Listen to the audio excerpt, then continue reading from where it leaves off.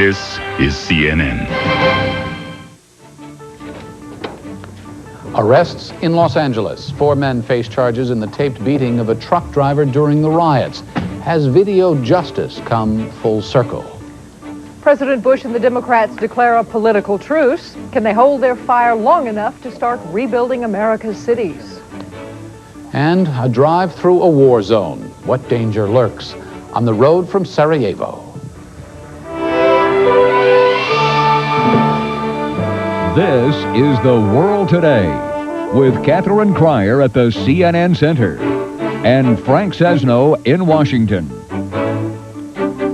Thanks for joining us. We start in Los Angeles, where 4 men are in custody today, charged in an attack April 29th, an attack that sparked deadly, destructive rioting in the nation's second-largest city. Television cameras rolled as trucker Reginald Denny was pulled from his rig and pummeled. Police were ordered to stay clear of the intersection where the attack occurred. Well, in pre-dawn raids in south-central Los Angeles, police today netted 3 suspects. A 4th turned himself in this morning.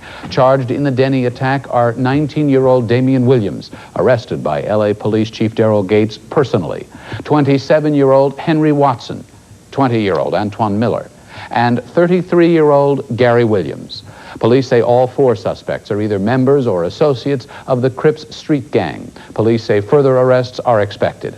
Reginald Denny suffered severe head injuries in that attack. He has undergone reconstructive surgery and remains hospitalized. His condition has been upgraded to good. He released a statement today saying if the police got the right guys, good for them. Otherwise, Denny says he's glad to be alive, but wants to be left alone. Well, stung by criticism and accusations that years of neglect fueled the anger and the explosion in Los Angeles, politicians in Washington are now pushing emergency plans to help America's cities. CNN's Mary Tillotson reports Democratic leaders met with President Bush today. In the spirit of working together, as President Bush put it, he invited Democratic congressional leaders to their first White House meeting this year about domestic problems. Mr. Bush wants congressional support for his resurrected programs to fight crime, foster home ownership and jobs, and spur investment in the inner city. All of these are designed to restore hope and to bring some cohesion to these communities and offer these young people some opportunities. The president has agreed to ask for $600 to $800 million in emergency federal funds to pay for immediate recovery efforts in Los Angeles. Mr. Bush said he doesn't know how much his other urban proposals would cost, but he does know he does not want to raise taxes to pay for them. The idea that you have to raise taxes at this time when the economy is just starting to recover, I'm sorry, I will not support that. Democrats like House Majority Leader Richard Gephardt say a higher tax on wealthy Americans cannot be ruled out as a way to help the cities. Everything's on the table. But even absent agreement on that crucial question, how to pay, Democrats and Republicans say if such an agreement can ever be worked out, now's the time. The spirit is very strong to work it out, and I think we will. We've all had our political shots. Now's the time to get something done. The viability of this country is at stake, and we must work together to try and get some solutions that will deal with those problems, and I'm very encouraged as a result of this meeting today.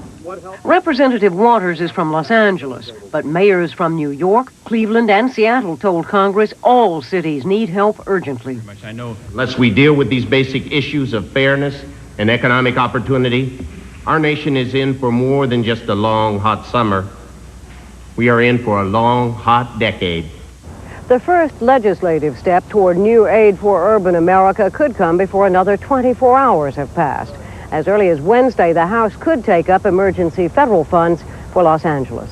Mary Tillotson, CNN, the White House.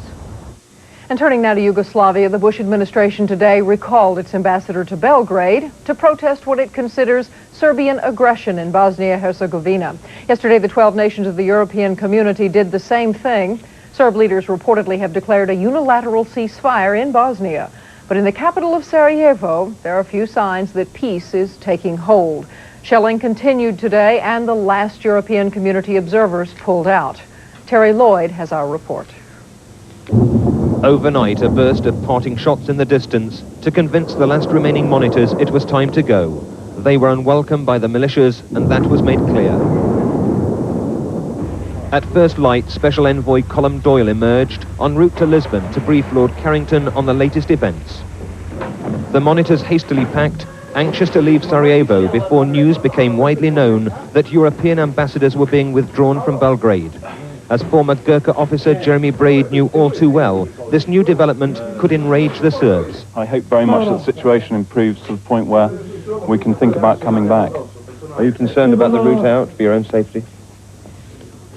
Obviously we have concern. There's a long way to go and a lot of country to cross. Well before breakfast time, the convoy set off, regretfully leaving behind it an unfinished job.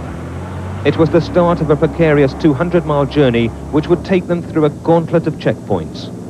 We stayed with them through the areas they were most anxious about, but at the first major Serb roadblock, they were waved through without problems. The tension increased for the next 2 miles as the convoy crossed over no man's land. For the monitors, the next checkpoint would prove crucial, depending on who was in charge. As they drew close to the concrete bollards, the uniformed Croat militiamen were equally friendly and ushered them through. They were now into disputed but mainly Croat-held territory and had worked out a route which would get them to the coastal resort of Split. There they would team up with 21 of their colleagues who left Sarajevo a fortnight ago. Terry Lloyd, ITN, on the Bosnian-Croatian border. Is your doctor a deadbeat? Ahead on The World Today, most physicians repay their debt after the government helps put them through med school, but some don't. We'll show you what the government's doing about it.